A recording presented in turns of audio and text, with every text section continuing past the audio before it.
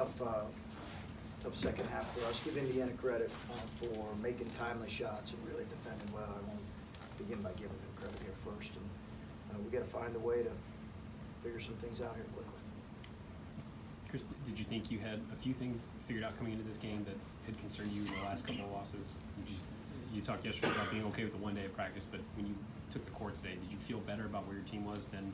You know, I think it's a work in progress right now. I think you know, we definitely have some offensive issues that we got to work out. Chris, it feels like deja vu all over again a little bit compared to last year. The streak, with even Kyle's injury, and does it feel that way to you at times, or is this a total different situation? I think sure there's some similarities. Young guys struggling through January, a little bit of injury issues. You know, I'm sure there's some similarities. I've not spent a whole lot of time kind of looking at the two, but yeah, I'm sure there's some similarities. What do you do from this point with your point guard situation? Do you just ride it out with a young guy who's 7 turnovers today? Or? Yeah, I think we've got to try to get him in better positions, and you know, as coaches with all of our guys, we just got to figure out the best way we can help our guys, and then some of it we're gonna have to play through.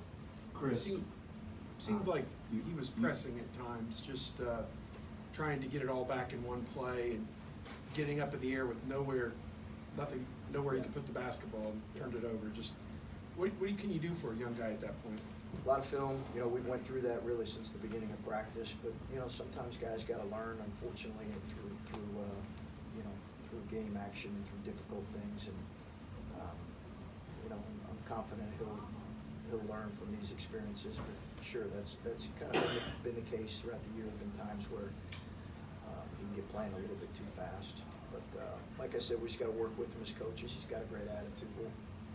He'll figure it out. Chris, I don't know if you know this, but you were 4-0 coming in here since you took over at Ohio State. Plus, you beat Indiana a few times at Butler too. I lost today, but what's been the key for you dominating Indiana over these years? Well, I certainly wouldn't call it dominate. We won a couple games there, really in the last, you know, what was it? Really last minute. I think the last 2 years here at home, we've you know, in those situations we had guys step up and just kind of make plays late. And our guys executed a great action late last year, but Indiana's different. You know, we're different. You know, they're a little older than even they were last year. We're actually a little younger than we were last year, but give them credit. You know, they won the game today, and we gotta be able to respond. Chris, was Dwayne Washington, was that a coach's decision or injury? Yeah, just coach's decision. How did you see him handle that? I was watching the game, so.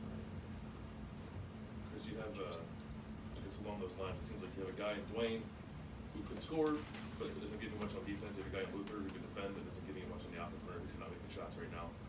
How does that play out? How do you decide which one you're going to put in the game, or play longer? Yeah, I think we're going to have to look at that. We'll look at that as a staff and figure out. You know, both guys give us different things. Both guys have to get better in their areas of weakness. But the bottom line is we as coaches we got to find a way to get that collection of guards playing better. When you look at some of what's ailing your offense right now, how much does your lack of size at the point guard position play into that? I haven't really noticed, honestly, that. I think we're struggling making shots, and you know, I think we just have to get more across the board. You know, we have to get. I thought our senior was terrific today, as he's been, but we have to get more across the board. We were not efficient in passing or scoring in the low post here today. We were really inefficient. We've got to get better at that, you know, collectively.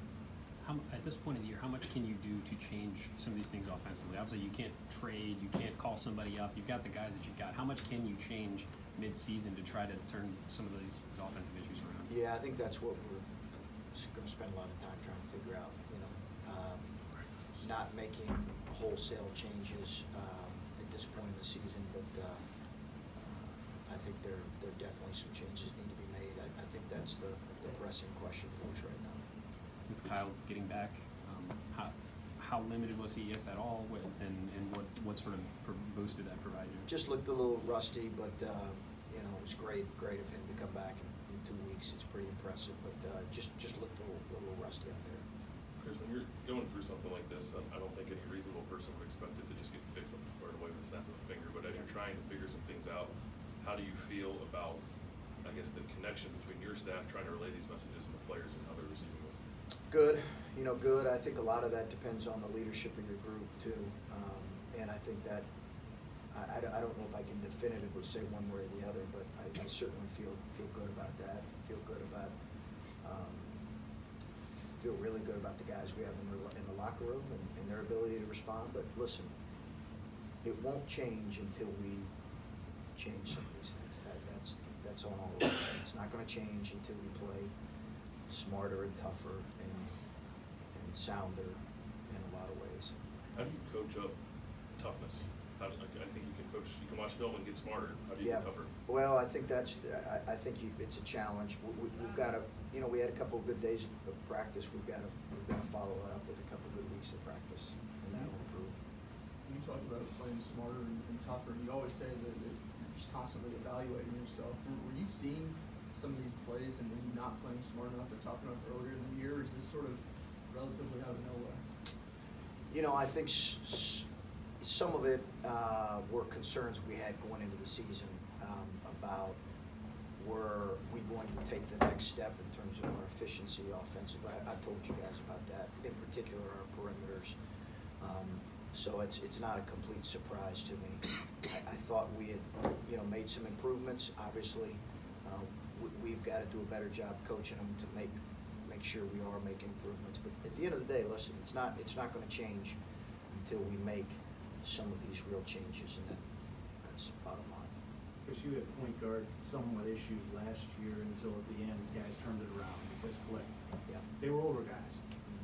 How much more challenging is it for younger guys to do it? I think the collection of youth on the perimeter is something that you know has been a challenge. There's a lot of good things to it, but as coaches, we have just got to get our message communicated more clearly, and they've got to embrace and buy into what we're doing